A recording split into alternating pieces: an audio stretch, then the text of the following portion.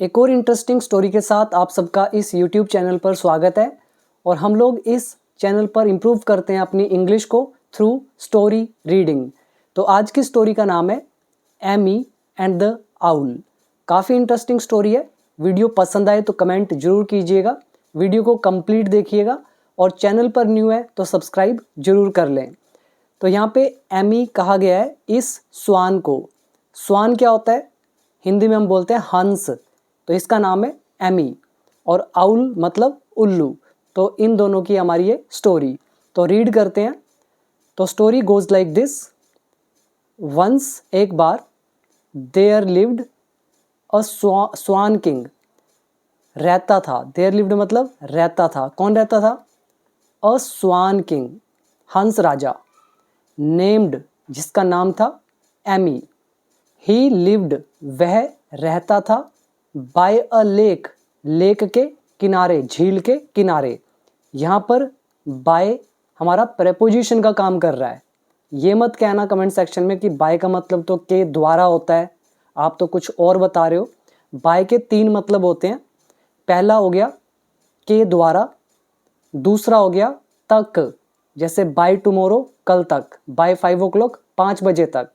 यहाँ पे bye preposition का काम कर रहा है, जिसका मतलब है के किनारे, के बगल में। जब कोई चीज़ किसी के साथ टच करती है तो यूज़ करते हैं बाय प्रेपोजिशन का।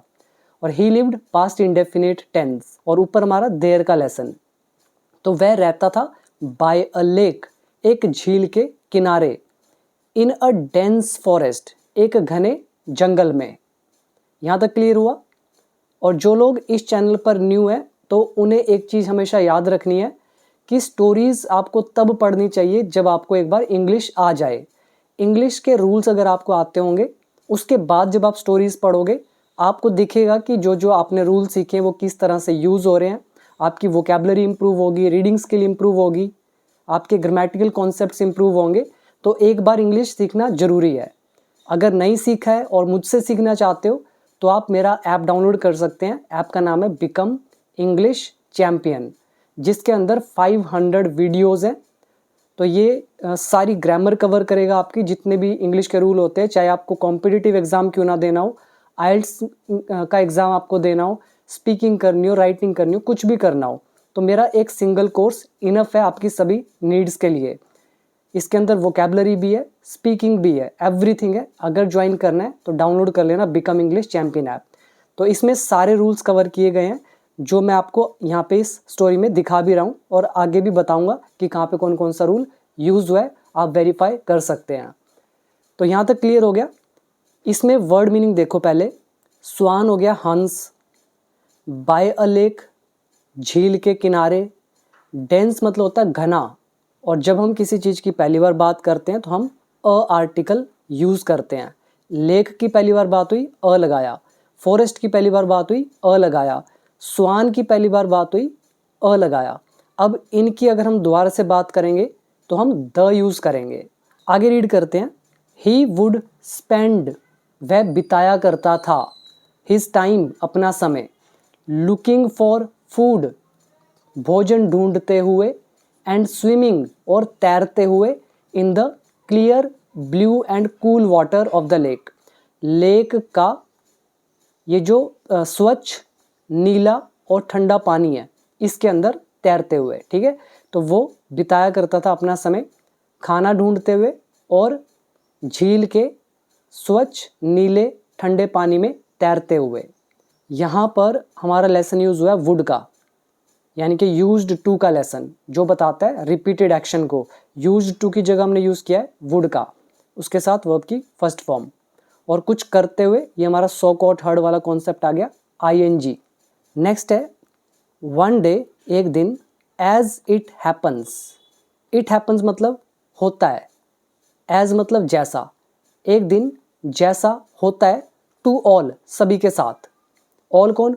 हु आर ओल्ड, जो बुजुर्ग हैं। यहाँ पे देखो हु आ गया, रिलेटिव प्रोनाउन यूज़ किया गया है ऑल के लिए। ऑल ज़्यादा है इसलिए हु के साथ लगाया आर। तो एक दिन जैसा होता है सभी के साथ जो बूढ़े हैं। क्या होता है उनके साथ? मौत। तो ऐसे यहाँ पे भी कह रहे हैं डेथ केम, मौत आ गई, टू विजिट मिलने एमी से, in the guys of N owl, एक उल्लू के भेष में। ये हमारा एज का यूज है। वीडियो नंबर है 200 जिसके अंदर 8 यूजेस हैं एज के, उसमें से एक यूज यहाँ आ रहा है हमारा केस नंबर 1 जैसे या जैसे कि। इट हैपन्स है प्रेजेंट इंडेफिनिट टेंस। हु आ गया रिलेटिव प्रोनाउन, सब्जेक्ट का भी काम कर रहा है। हेल्पिंग वर्ब लगा दी आर और ओल्ड हमारा एडजेक्टिव। फिर डेथ केम, ये पास्ट इंडेफिनिट टेंस। इसमें वर्ड मीनिंग याद करेंगे आप। इन द गाइज ऑफ, के भेष में, रूप बदल के, भेष बदल के। ऊपर याद कर सकते हो लुक फॉर, ढूंढना। स्पेंड, व्यतीत करना, बिताना। हैपन, होना, घटित होना। इसके बाद क्या हुआ, Amy saw the owl, Amy ने उल्लू को देखा। एंड एनक्वायर्ड, और पूछताछ की या फिर पूछा। यहाँ पे आउल उल्लू है, उल्लू के साथ हमने लगा दिया द आर्टिकल। इससे पहले उल्लू की बात हुई होगी तो देख लेते हैं। यहाँ पे देखो आउल यूज हुआ, पहली बार बात हुई तो हमने एन लगाया। अब आउल के साथ अ तो लगाते नहीं है, क्या लगाएंगे, एन। एन क्यों लगा, वाउल साउंड की वजह से। जो वाउल साउंड होती है हमारी, स्वर की साउंड, अ आ की साउंड, उनके साथ लगता है एन आर्टिकल। ये हमने किया है वीडियो नंबर 239 या 240 के अंदर, जो हमारा ए एंड द कहाँ पे यूज होता है वो पूरा एक टॉपिक है। तो उल्लू ने, एमी ने देखा उल्लू को और उससे पूछताछ की। अब डबल इन्वर्टेड कोमा लगा के क्या पूछा, ओ वाइस वन, कह रहे हे बुद्धिमान। वाइस होता है समझदार, बुद्धिमान, अक्लमंद। तो हे बुद्धिमान, हे समझदार, what brings you to this dense forest, इस घने जंगल में कैसे आना हुआ। ये हमारा देखो डेली यूज सेंटेंस में मैंने आपको कराया था। कैसे आना हुआ हम क्या बोलते हैं, व्हाट ब्रिंग्स यू हेयर, यहाँ कैसे आना हुआ। अब आप देख रहे हो what brings you to this dense forest, इस घने जंगल में कैसे आना हुआ। Where have you come from, तुम कहाँ से आए हो, प्रेजेंट परफेक्ट टेंस। क्लियर हो गया। इसके बाद फिर क्या हुआ, नेक्स्ट पैराग्राफ है, द आउल रिप्लाइड, उल्लू ने जवाब दिया। डबल इन्वर्टेड कोमास लगे हैं, ये है उल्लू के शब्द। क्या बोला उल्लू ने, Amy I am here, Amy मैं यहाँ पर हूँ, टू मीट यू, तुमसे मिलने के लिए, यानी कि मैं तुमसे यहाँ मिलने आया हूँ। हुज वर्च्यू, जिसके गुण, यहाँ पे हुज रिलेटिव प्रोनाउन है, साथ में लगा दिया वर्च्यू, क्योंकि हुज के साथ एक नाउन हमेशा रहता ही है। वर्च्यू मतलब होता है गुण, सदाचार। और ये हुज रिलेटिव प्रोनाउन है तो किसके बारे में बता रहा है, यू के बारे में। तो मैं तुमसे मिलने आया हूँ, तुम कौन, हुज वर्च्यू, जिसके गुण, जिसका सदाचार। आई हैव हर्ड ऑफ, तो जिसके गुणों के बारे में मैंने सुना है। इन माई लैंड, अपने वतन में, अपनी जमीन में, या अपनी जमीन पर मतलब अपने देश में। अच्छा वर्ड है यहाँ पे वर्च्यू, गुण, सदाचार, और हुज इज रिलेटिव प्रोनाउन। अब यहाँ पे आउल सब्जेक्ट है, रिप्लाइड वर्ब की सेकंड फॉर्म। यहाँ पे हेयर एडवर्ब है, आई सब्जेक्ट है, हेल्पिंग वर्ब लगा दी एम। हुज रिलेटिव प्रोनाउन है, यहाँ पे आई सब्जेक्ट है, have helping verb, heard verb की third form. I have heard हो गया प्रेजेंट परफेक्ट टेंस, और आई एम हेयर हो गया नाउन एडजेक्टिव का chapter. Owl replied past indefinite. आगे देखिए डबल इन्वर्टेड कोमा लगा यहाँ से लेकर यहाँ तक। सैड एमी, तो ये एमी ने कहा, क्या बोला एमी ने, यू आर वेलकम, तुम्हारा स्वागत है। ओ वाइस वन, हे समझदार, हे बुद्धिमान, तुम्हारा स्वागत है। टू स्टे विद मी, कि तुम मेरे साथ रह सकते हो। अब यहाँ पे अगर हम ओ वाइस वन को पहले लिख दें, O wise one you are welcome to stay with me, मतलब तुम्हारा स्वागत है, तुम मेरे साथ रह सकते हो। बाय दिस ब्यूटीफुल लेक, इस सुंदर झील के किनारे। As long as you feel like, जब तक तुम्हारा मन करे या जब तक तुम्हारी इच्छा हो। ये हमारा लेसन है फील लाइक का, हमने किया था वर्कबुक पार्ट 3 के अंदर। और ये हमारा लेसन है एज लॉन्ग एज का, वीडियो नंबर 200 अभी बताया था मैंने। एज के 8 यूजेस, उसमें से ये हमारा तीसरा या चौथा केस है एज लॉन्ग एज का। तो कह रहे as long as you feel like, जब तक तुम्हारा मन करे, जब तक तुम्हारा जी करे, तो तुम मेरे साथ रह सकते हो इस सुंदर सी झील के किनारे। तो ये उसने कहा। दज, इस प्रकार। ये जो दज है कैसे यूज किया जाता है, इसके लिए आप देखेंगे वीडियो नंबर 250 या 251 या 252। इन 3-4 वीडियोस के आसपास आप चेक करना, आपको मिलेगा। ये सारी जो मैं वीडियो नंबर बता रहा हूँ ये यूट्यूब पे नहीं है, ये कोर्स के अंदर है। इन फ्यूचर भी मैं आपको जो भी बताऊंगा वो सब कोर्स के अंदर होगा, नॉट ऑन यूट्यूब।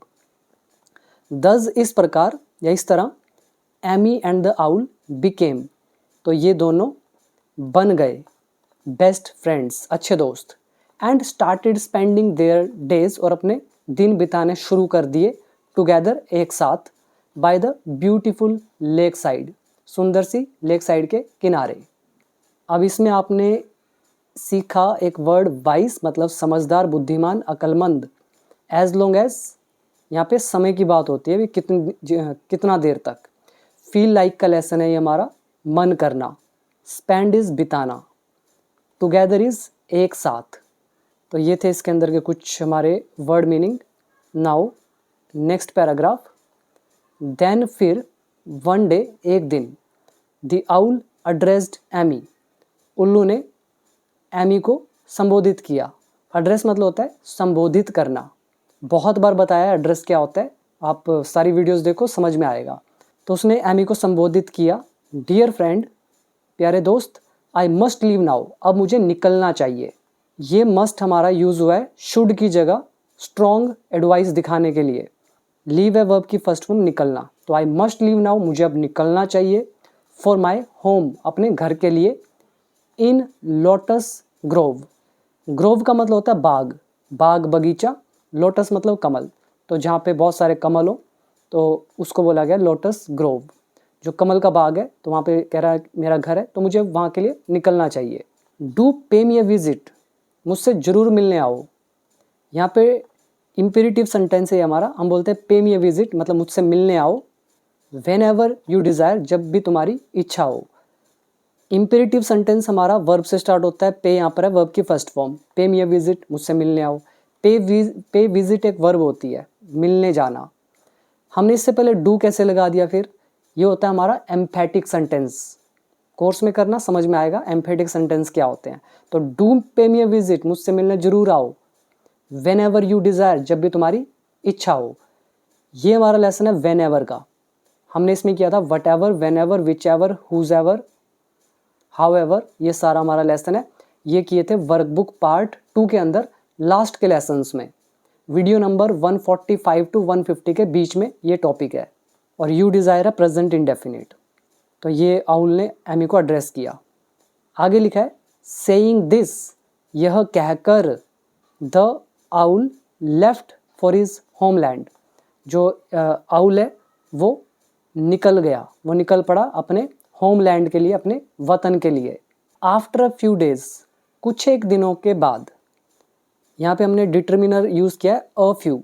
तो आफ्टर अ फ्यू डेज, कुछ ही दिनों के बाद, Amy started feeling the absence of his friend, Amy को महसूस होना शुरू हो गया। क्या महसूस होना शुरू हुआ? अपने दोस्त की कमी। ही थॉट टू हिमसेल्फ, उसने मन ही मन सोचा। थिंक का सेकेंड फॉर्म थॉट, और हिमसेल्फ ये टू लगा के बता रहे हैं, मतलब खुद से सोचा, यानी कि अपने मन ही मन सोचा, इनवर्डली सोचा। पास्ट इंडेफिनिट, क्या सोचा? यहाँ से लेकर ये आगे तक जो भी।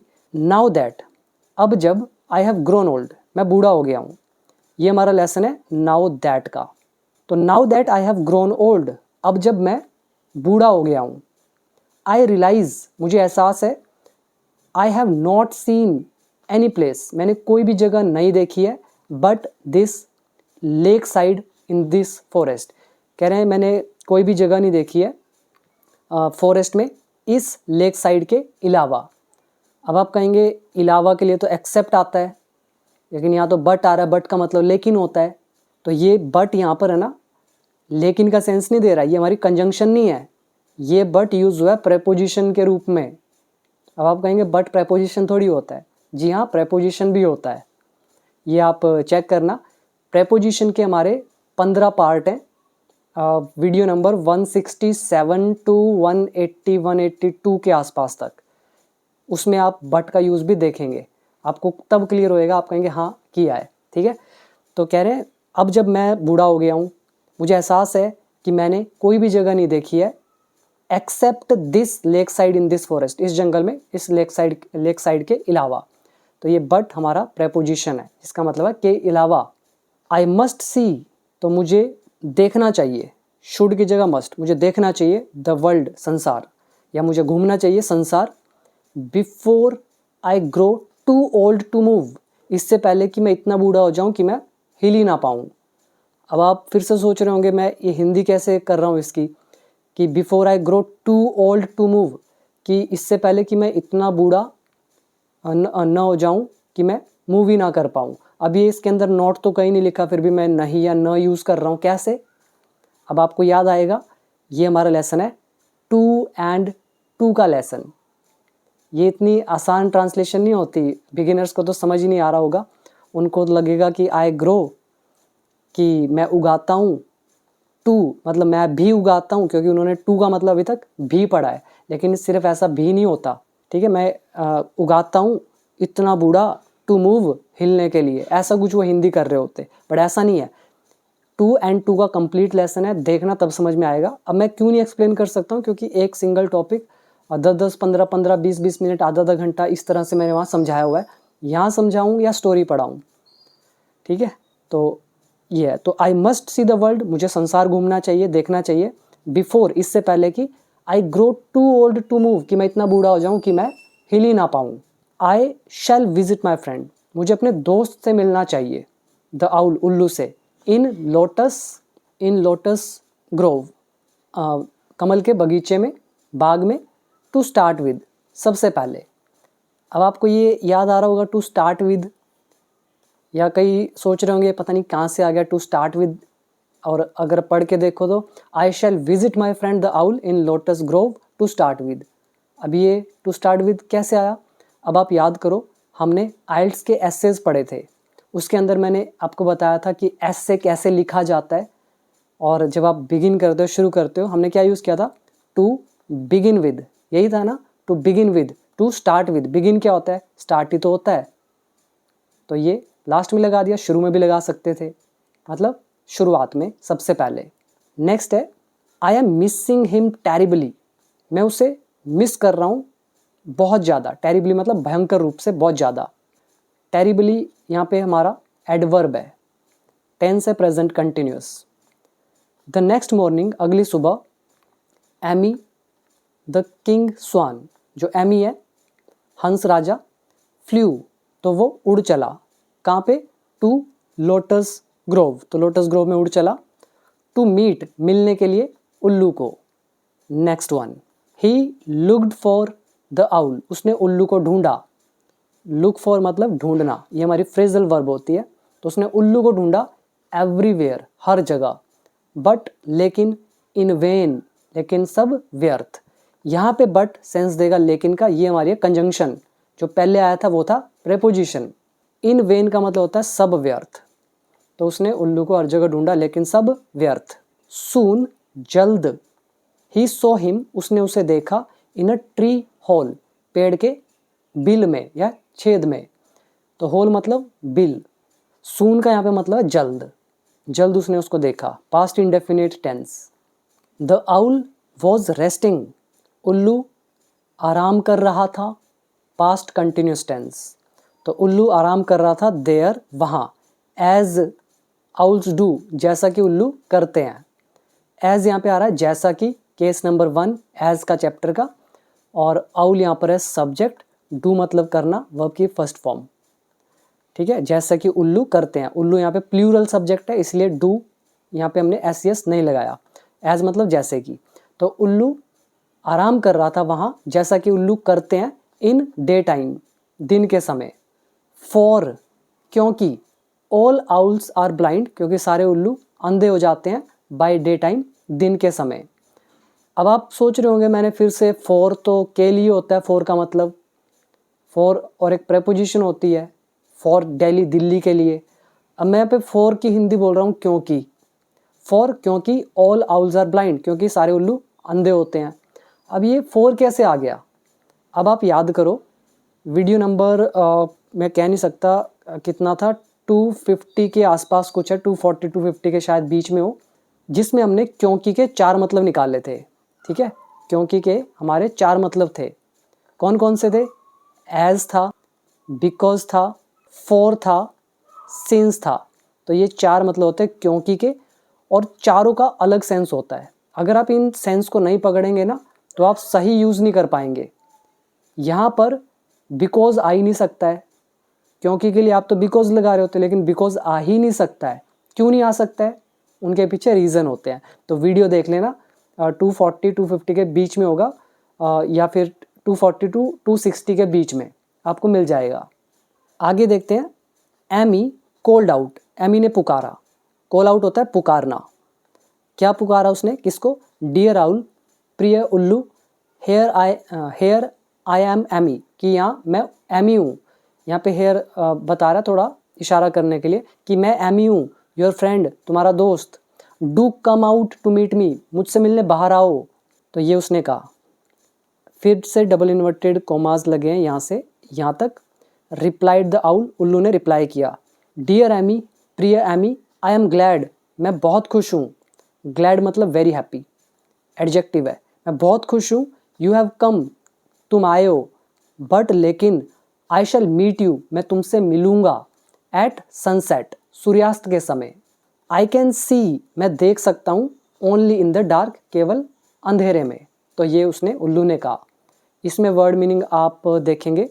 टेरिबली, भयंकर रूप से, बहुत ज़्यादा। दूसरा, लुक फॉर, ढूंढना। इन वेन इज़, सब व्यर्थ। इन डे टाइम, दिन में। कॉल आउट, पुकारना। Glad, very happy. Sunset is, सूर्यास्त, मतलब सूर्य का छिपना। Now next. एट सनसेट, सूर्यास्त पर या सूर्यास्त होने पर, तो सूरज ढलने पर। The owl and the king swan met each other, तो ये दोनों आपस में मिले। And had a hearty meal, और जी भर के खाया। यहाँ पे हैड हमारा है वर्ब की सेकंड फॉर्म। आप कहेंगे हैड तो पास्ट परफेक्ट होता है, हैड प्लस थर्ड फॉर्म होता है, तो ये हैड आप सेकंड फॉर्म कैसे बता रहे हैं? अगर वर्ब याद की हो तो आपको समझ में आएगा। तो हैव अ मील होता है भोजन करना, have a meal, take a मील। यहाँ पे टुक भी लगा सकते थे, बट हैव अच्छा वर्ड है, तो हैव का सेकंड फॉर्म होता है हैड। तो ये हो गया पास्ट इंडेफिनिट, ये सेकंड फॉर्म है। ऐसी मीट का सेकंड फॉर्म यहाँ पे है मैट। तो कह रहे हैं सूर्यास्त पर उल्लू और ये जो राजा हंस है ये मिले एक दूसरे से और जी भर के खाया। Have a hearty meal, have का had. And took account of their time apart, तो उन्होंने टेक अकाउंट ऑफ किया, मतलब ब्यौरा लिया पूरा। किस चीज़ का? देयर टाइम अपार्ट, मतलब अलग अलग से अपने अपने समय का हिसाब किताब किया। तो टेक अकाउंट का मतलब हिसाब किताब करने से है। टेक अकाउंट ऑफ समथिंग, हिसाब किताब करना, ठीक है। And took account of their time, और अपने अपने समय का, अपार्ट मतलब अलग, अलग से अपने अपने समय का हिसाब किताब किया। अभी कब मिलेंगे, कब सोएंगे, वो सब। नेक्स्ट है द टायर्ड स्वान, थका हुआ हंस। देन फिर स्लेप्ट, सो गया। यहाँ पे टायर्ड एडजेक्टिव है, स्वान नाउन है, और उससे पहले आर्टिकल। थका हुआ हंस, फिर सो गया। अब यहाँ पे स्लेप्ट है second form past indefinite tense. तो कहाँ पे सो गया? At the foot of the tree, मतलब पेड़ के नीचे। आगे देखिए, आगे फिर से एक अच्छी ट्रांसलेशन है। Unknown to the two friends. अब आप कहेंगे unknown to the two friends, ये क्या मतलब है? अब अगर मैं यहाँ पे बाय लगा दूँ, unknown by the two friends, मतलब दो लोगों को दो दोस्तों को पता नहीं था, तो मैं क्या बोलूँगा? मैं एक सेंटेंस लिखता हूँ, इट वॉज अननोन, मतलब यह अज्ञात था, इसके बारे में नहीं पता था। ये इट ऑब्जेक्ट है, वॉज लगा है, नोन यहाँ पे वर्ब की थर्ड फॉर्म है। एडजेक्टिव का भी काम करता है ये, और डिपेंड करता है सिचुएशन पे। अब आप याद करो, हमने प्रेजेंट पास्ट इंडेफिनिट में एक्टिव टू पैसिव सेंटेंस बनाए थे, जिसमें हमारा ये वाला आया था नोन, उसके साथ हमने लगाया था बाय। जैसे मैं बोलता हूँ स्वामी विवेकानंद को हर किसी के द्वारा जाना जाता है, everyone is known by Swami Vivekananda. अब यहाँ पे बाय क्या था? गलत था। मैंने बताया था कॉम्पिटिटिव एग्जाम्स में कभी भी बाय नहीं होता है, नोन के साथ टू लगता है। तो known to everyone, Swami Vivekananda is known to everyone, सभी के द्वारा इनको जाना जाता है। ऐसे ये नोन टू एवरीवन, ऐसे लिखा है known to the two friends, और ये अननोन है, इसका मतलब दो दोस्तों को पता नहीं था। तो किस चीज़ से अनभिज्ञ थे, अनजान थे? अ कैरेवन ऑफ जिप्सीज, ये जो जिप्सीज का कैरेवन है, कैरेवन का मतलब यहाँ पे आप निकालो ग्रुप से, काफिला बोल सकते हो, जो बहुत सारे लोग हैं, जैसे पुराने टाइम में कहीं पे व्यापार करने जाते थे वो इकट्ठे होके जाते थे, तो इस ग्रुप को बोल दिया कैरेवन। और जिप्सीज कौन होते हैं? जिप्सीज वो होते हैं जिनको आप बोलते हैं घुमंतु, नोमैडिक, नोमैड होते हैं ना जो एक जगह से दूसरी जगह फिरते ही रहते हैं, तो ऐसे लोग जिनका नोमैडिक लाइफस्टाइल हो, घुमंतु वाला, तो एक जगह टिकते नहीं है, वो अलग अलग जगह बदलते रहते हैं अपनी रहने की, उनको बोलते हैं जिप्सीज। तो ऑफ लगा हुआ है, तो जिप्सीज का जो ये ग्रुप है, काफिला, जिप्सीज का काफिला जो है, हैड कैम्प्ड, तो उन्होंने डेरा जमाया हुआ था नियर बाय, पास ही में। अब हिंदी निकाल लो। तो दोनों दोस्त अनजान थे कि जिप्सीज का जो ये कारवा है, इसने कैंप किया हुआ था नियर बाय, पास में। टेंस से पास्ट परफेक्ट, ये सारा सब्जेक्ट हैड लगा है, कैंप्ड वर्ब की थर्ड फॉर्म। कैंप मतलब है डेरा जमाना। फिर क्या हुआ? At the break of dawn, dawn क्या होता है? सुबह सुबह का समय होता है ना, डॉन बोलते हैं। एट द ब्रेक मतलब जब ये डॉन पूरा हुआ, मतलब सवेरे सवेरे, तो भोर में, the leader of the gypsies, gypsies का जो नेता है, ब्लू अ कॉन्च शेल, तो उसने शंख बजाया। ब्लो अ कॉन्च मतलब होता है शंख बजाना, ब्लो का सेकंड फॉर्म ब्लू, ये हो गया हमारा subject, second form past indefinite. Conch shell, शंख, तो इसने शंख बजाया, टू अवेक, जगाने के लिए, देयर, अपने, स्लीपी फ्रेंड्स, सोए हुए दोस्तों को। The owl replied to the conch call, conch call मतलब शंख की जो ध्वनि है, तो उसका रिप्लाई किया, उल्लू ने रिप्लाई किया। किसका reply? To the conch call, शंख का, शंख की ध्वनि का जवाब दिया उल्लू ने। विद, किस चीज़ के साथ जवाब दिया? With a harsh and loud owl call, उल्लू की ध्वनि कैसी? हार्श मतलब कर्कश, और लाउड मतलब ऊंची, तो कहेंगे उल्लू ने कॉन्च कॉल का जवाब अपनी कर्कश और ऊंची उल्लू ध्वनि से दिया। अब यहाँ पे हाइफन डाल के बता रहे हैं भी कैसा, कैसी आवाज़? अ पियर्सिंग हूट, उल्लू की आवाज़ को क्या बोलते हैं? हूट करना। जैसे कुत्ता बार्क करता है, गधे वगैरह ब्रे करते हैं, स्नेक हिज करता है, ऐसे ही उल्लू हूट करता है। और पियर्सिंग, पियर्स एक वर्ब होती है, जैसे आप कान छिदवाते हो तो हम बोलते हैं पियर्स करवा रहे हैं आप, ये वर्ब होती है पियर्स। और यहाँ पे पियर्स से बना है पियर्सिंग, ये पियर्सिंग काम कर रहा है एडजेक्टिव का, जिसका मतलब है जो छेद कर दे, जो भेद दे, जो चुभने वाली हो। पियर्सिंग हूट मतलब चुभने वाली आवाज़, ठीक है, तो उसका इस तरह से जवाब दिया। वर्ड मीनिंग याद करेंगे। डॉन मतलब भोर, यानी कि सुबह सुबह। ब्लो अ कॉन्च, शंख बजाना। अवेक इज जगाना। स्लीपी मतलब सोया हुआ, यहाँ पे स्लीपी एडजेक्टिव है। हार्श मतलब कर्कश, जो मतलब चुभे कान में। और पियर्सिंग मतलब फाड़ देने वाली, चुभने वाली। हूट मतलब आवाज़ उल्लू की। द आउल फ्लू अवे, उल्लू उड़ चला। फ्लाई का second form flu, fly away यानी कि दूर चला गया उड़ के। उल्लू फ्लू अवे हो गया, वो उड़ चला। फ्रॉम इट्स ट्री, अपने पेड़ वाले होल से। वाइल जबकि, या एज वेन, आप ये भी लगा सकते थे इवन एज, ठीक है, इवन एज। जबकि Amy was enjoying a sound sleep, जबकि जो एमी है वो गहरी नींद में सो रहा था। साउंड स्लीप होता है गहरी नींद, और एंजॉय करना मतलब मज़े ले रहा था नींद में। तो उल्लू तो उड़ गया, जबकि एमी गहरी नींद में सो रहा था। At the inauspicious owl call, inauspicious अशुभ, आउल कॉल उल्लू की ध्वनि, उल्लू की आवाज़। ये जो अशुभ उल्लू की ध्वनि है, आवाज़ है, एट मतलब इस पर। द लीडर ऑर्डर्ड, लीडर ने आदेश दिया। क्या आदेश दिया? The owl to be shot down, कि उल्लू को मार गिराया जाए। यहाँ पे आप देखो आउल ऑब्जेक्ट है, फिर हमने लगाया टू बी प्लस वर्ब की थर्ड फॉर्म। ये हमारा कौन सा चैप्टर यूज़ हुआ? ये था हमारा object to be plus verb की थर्ड फॉर्म। ये हमने किया है वर्कबुक पार्ट 3 के अंदर एडवांस्ड लेवल में। अब आप देख रहे हो एक एक रूल किस तरह से यूज़ हो रहा है। This is the beauty of knowing the rules. काम नहीं करोगे रूल्स पे तो हमेशा अटकते रहोगे, और एक बार रूल आगे जो मर्जी पढ़ना कितना भी एडवांस्ड, आपको मज़ा आएगा।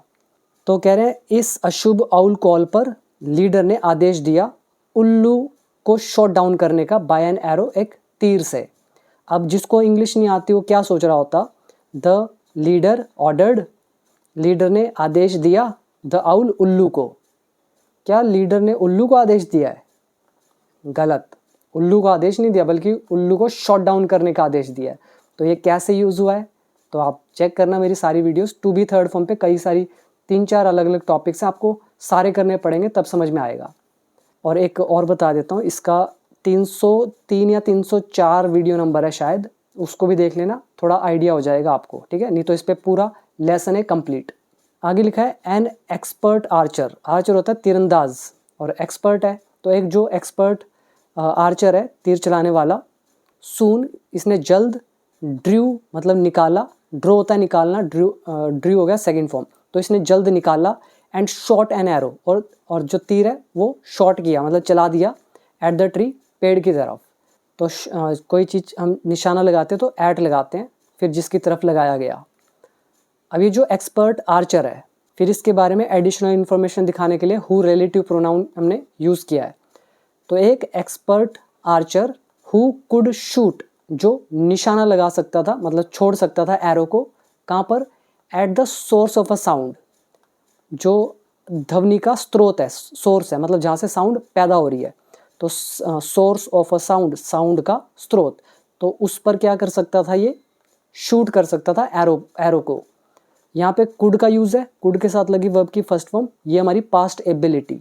तो एक एक्सपर्ट आर्चर जो ध्वनि के स्रोत पर मतलब जहाँ से ध्वनि पैदा हो रही है उस पर तीर छोड़ सकता था, तो उसने जल्द निकाला और छोड़ दिया एरो को पेड़ की तरफ, पेड़ पर। The king, the old king swan, बूढ़ा स्वान जो ये है हंस राजा, was hit by the arrow, तो उसके तीर लगा। ये हो गया ऑब्जेक्ट, हेल्पिंग वर्ब है वॉज, हिट है हमारी वर्ब की थर्ड फॉर्म, टेंस है पास्ट इंडेफिनिट पैसिव वॉइस, तो इसके तीर जाके लगी। अब स्वान कौन, हु वॉज स्लीपिंग देयर, जो वहाँ सो रहा था, हु यहाँ पर है relative pronoun, and who was sleeping past continuous tense. Thus, इस प्रकार, हिज एंड केम, उसका अंत आ गया।